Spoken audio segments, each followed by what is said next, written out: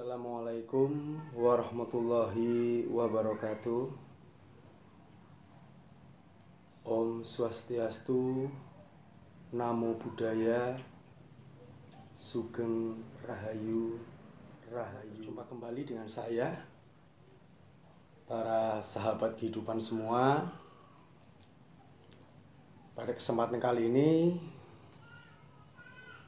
kita akan membahas mengenai keris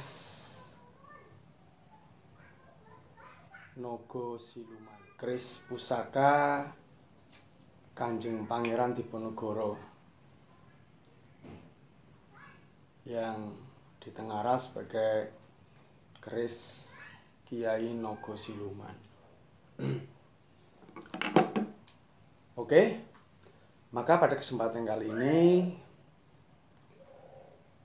saya akan membahas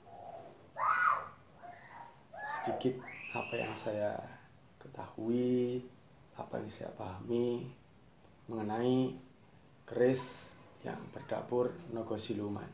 Nah, ini yang saya pegang ini adalah keris Naga Siluman. Keris Kiai Naga Siluman Luk 3. Dia masuk kategori keris jangkung. Jangkung adalah keris yang memiliki luk atau lekuk 3. 1, 2, 3. Keris Naga Siluman ini memiliki ukuran khusus. Dia memiliki panjang sekitar 29 cm. Dengan pamor yang sebelah sini, ini pamor pedaringan kebak atau pedaringan kebek, sementara yang sebelah sini adalah pamor ngulit semangka dengan gonjo wilut, yaitu gonjo yang bukan hanya datar. Gonjo itu umpak keris, dia seperti bentuk melengkung seperti ini, melengkung seperti lengkungan ombak begitu, wilut begitu. Dan keris ini ditangguh era keris Naga Siluman. Ciri paling mudah itu adalah dilihat dari bagian sor-sorannya atau bagian gandiknya seperti ini. Dia ada simbol atau stilisasi dari motif kepala naga, namun dengan badan yang hilang atau menyatu dengan bilah keris. Jadi badan naganya menyatu dengan bilah keris, dengan bilah pusaka tersebut. Seperti ini. Dia hanya terlihat hanya stilisasi dari gambar atau stilisasi dari sosok kepala naga dengan hanya badan yang sebagian saja lalu menghilang hingga ujung bilah atau menyatu dengan bilah keris pusaka tersebut.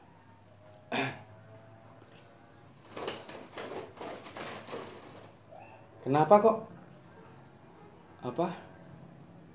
dinamai Naga Siluman? Karena naga dalam kultur peradaban Jawa itu, bahkan bukan hanya Jawa ya, naga itu ada di dalam peradaban seluruh dunia. Di Cina juga ada naga dengan ciri-ciri khususnya, di Eropa juga ada naga dengan ciri-ciri khususnya, di India juga ada naga dengan ciri-ciri khususnya, atau mungkin di peradaban dunia yang lain. Namun di Jawa atau di Nusantara, Jawa lah ya khususnya, naga Jawa itu paling mudah dicirikan itu biasanya tanpa kaki.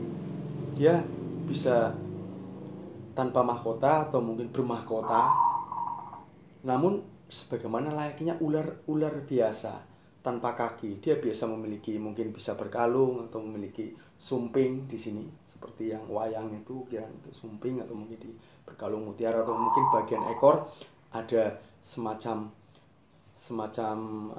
hiasan berlian seperti itu. Ada ukiran berlian seperti itu. Jadi naga itu diyakini sosok makhluk mistis atau makhluk gaib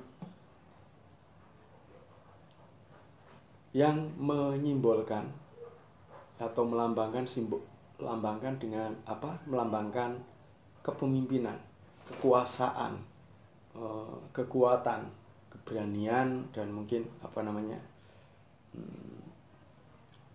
kekuatan yang luar biasa lah, kekuatan ilahi yang luar biasa. Sementara siluman itu dianggap sebagai makhluk gaib atau dunia sesuatu yang magis, dunia magis, suatu dunia yang tidak terlihat. Jadi naga siluman itu yang dicirikan dengan sosok naga yang bagian badannya atau bagian tubuhnya itu menghilang, tidak kelihatan, itu diakini sebagai sebagaimana naga yang tiba-tiba muncul, tiba-tiba menghilang, seperti itu. Sosok naga magis yang luar biasa. Maka mungkin itulah yang menginspirasi beliau, Pangeran Diponegoro, dalam perang gerilyanya dahulu, pada zaman dahulu ketika melawan VOC atau penjajahan Belanda. Beliau selalu membawa keris Kiai Naga Siluman. Nah, mungkin itu yang menginspirasi beliau dalam melakukan perang gerilya. Tiba-tiba menyerang, menghilang, lalu muncul tiba-tiba, menyerang kembali, lalu secepat kilat menghilang, seperti itu. Dan keris Kiai Naga Siluman diyakini juga menjadi pusaka agemannya Panglima Besar Jenderal Sudirman. Itu pun diyakini beliau memiliki keris dengan dapur Naga Siluman. Nah, ini ada sesuatu yang sangat menarik sebenarnya. Di kalangan perkerisan sudah menjadi pendapat umum bahwa keris yang berukuran lebih kecil dari keris standar atau yang biasa disebut dengan keris patrem, yaitu keris yang ukurannya antaranya, kalau diukur dengan ukuran zaman sekarang itu 30 cm ke bawah atau 25 cm ke bawah, itu merupakan keris atau pusaka atau ageman khusus untuk putri keraton atau untuk kaum Hawa, atau untuk pegangannya atau pusakanya kaum perempuan atau pendekar wanita pada zaman dahulu. Namun sependek yang saya pahami bukan seperti itu. Jadi memang keris patrem banyak juga digunakan oleh kaum perempuan atau putri-putri keraton zaman dahulu, atau para pendekar wanita, atau kaum Hawa pada saat itu, sebagai senjata maupun sebagai pusaka ageman. Namun ada satu hal yang khusus sebenarnya, bahwa keris dengan ukuran sebagaimana layaknya patrem bukan hanya dominan menjadi keris pusakanya kaum perempuan. Jadi justru keris dengan ukuran yang menyerupai keris patrem itu, yang seukuran keris patrem itu, ya kurang lebihnya seperti ini, itu menjadi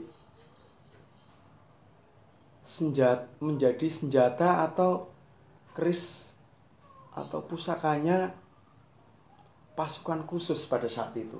Dia menjadi ageman khusus atau menjadi pusaka khusus bagi pasukan khusus, atau menjadi